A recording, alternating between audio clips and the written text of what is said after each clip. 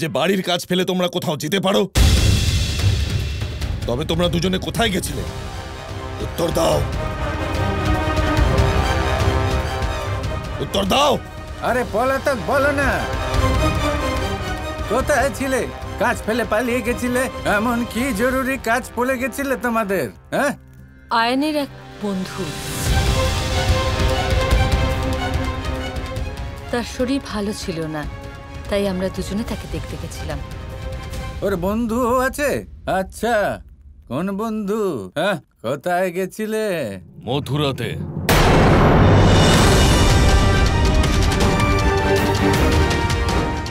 হ্যাঁ বাবা, এই মথুরাতেই আমার এক বন্ধু থাকে, তাকেই দেখতে গেছিলাম আমরা। মথুরাতে? এই মথুরায় তোমার বন্ধুর নাম আবার মহারাজ কংস নয় তো? মজা ভালোই করেন আপনি। সত্যি যদি মহারাজ কংস আমাদের বন্ধু হতেন, কিন্তু কোথায় মহারাজ কংস আর কোথায় আমরা? বন্ধু তো তোমার নিজের বৌমা ঘরে অসুস্থ, আর তুমি বাইরে অন্য কারোর সাথে দেখা করছো। দেখো জটিলা, তোমাকে রাধার সেবা করতে হবে। এরকম ব্যবহারের পরে আমি আর সহ্য করব না। তোমরা দুজন কান খুলে শুনে রাখো, যতদিন না রাধা পুরোপুরি সুস্থ হচ্ছে, জটিলা তুমি নিজে কোথাও যাবে না, আর আয়ানকেও যেতে দেবে না, বুঝলে?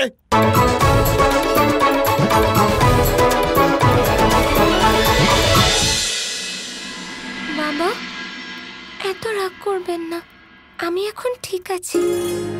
না মা, তুমি এখনো পুরোপুরি সুস্থ হওনি, এখনো সময় লাগবে। নিজের খেয়াল রেখো, ঠিক আছে? এই অলস কোথাকার, তোমরা দুজনে এইভাবে দেখছো কি? দাঁড়িয়ে আছো এখনো? যাও গিয়ে কাজ করো তোমরা। দেখুন, আমি ক্ষমা চাইছি আপনার কাছে। কিছুক্ষণ আগে আপনি আমাকে এই বাক্সের ব্যাপারে জিজ্ঞাসা করছিলেন, আর আমি উত্তর দিতে সংকোচ বোধ করছিলাম। কিন্তু এটা সত্যি যে এর মধ্যে আমার পূর্বপুরুষদের অমূল্য সম্পদ আছে। এটা বুঝে নিন যে আমার বংশের সঞ্চিত অর্থ এটা। আমার সরস্বতী, আমার লক্ষ্মী, আমার সবকিছু এটা।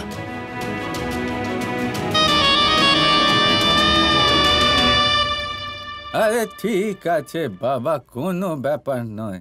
এটা দেখেই অমূল্য মনে হচ্ছিল। এবার এইসব গোপনীয় আর ব্যক্তিগত কথা তো সবাইকে বলা যায় না, তাই না? একই কথা বলছেন আপনি? আপনি আমার পরিবারের জন্য এত কিছু করেছেন, তাহলে আপনার কাছে আর কিসের সংকোচ?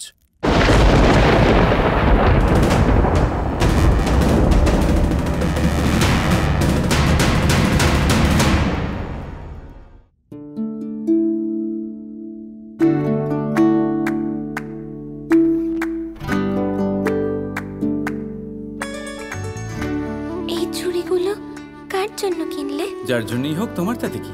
দেখেছ, ওই কৃষ্ণের অসভ্যতা আমাকে এই চুড়িগুলো দিল, বলল আমি এগুলো রাধার জন্য কিনেছি।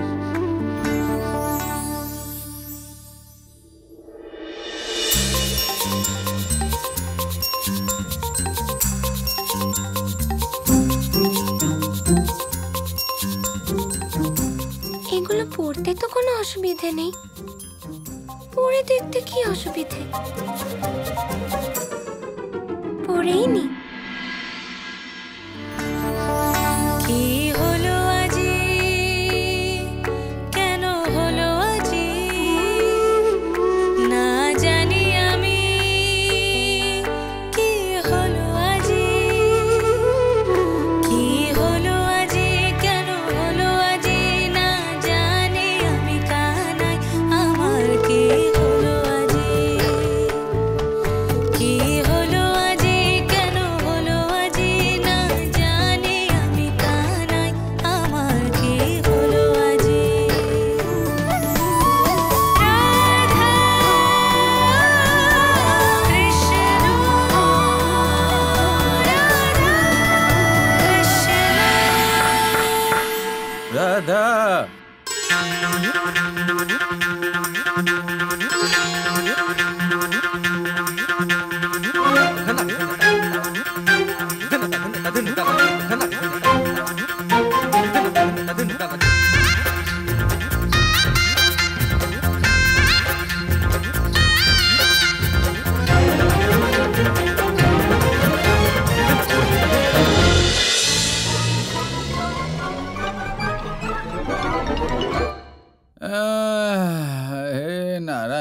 রক্ষা করো। আরে কিছু হয়েছে নাকি হাতে? কি হয়েছে? কিছু না তো। তাহলে এভাবে লুকিয়ে রেখেছো কেন? সেটা তো এমনি। আমার এখন ঘুম পাচ্ছে, আমি ভাবছি শুয়ে পড়ি। ঠিক আছে, বিশ্রাম করো। এই চুড়িগুলো সরিয়ে দিচ্ছি আমি।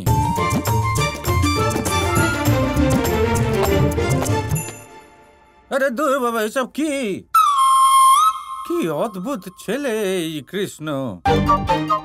এটাও বোঝে না যে এর মধ্যে একটা চুড়ি কম রয়েছে। ওর সাথে দেখা হলে ওকে এমন শিক্ষা দেব যে পুনরায় কখনো এই ভুলও করবে না। আরে এটুকু বুঝতে পারে না যে 2 হাতে সমান সংখ্যক চুড়ি পড়তে হয়। আমি এক্ষুনি ওকে শাস্তি দিয়ে আসছি। আরে দাঁড়ান দাঁড়ান,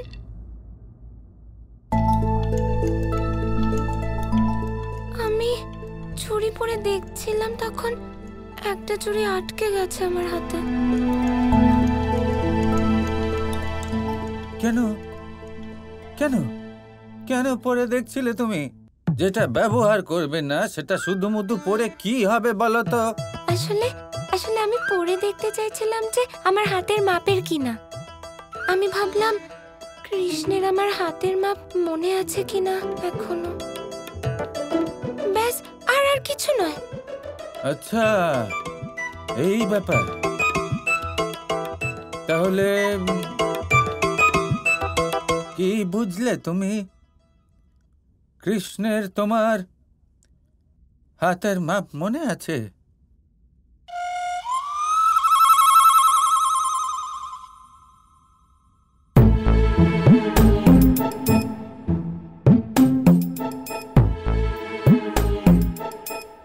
দেখো, আমার তো মনে হয় যে কৃষ্ণের সব কিছুই মনে আছে তোমার ব্যাপারে।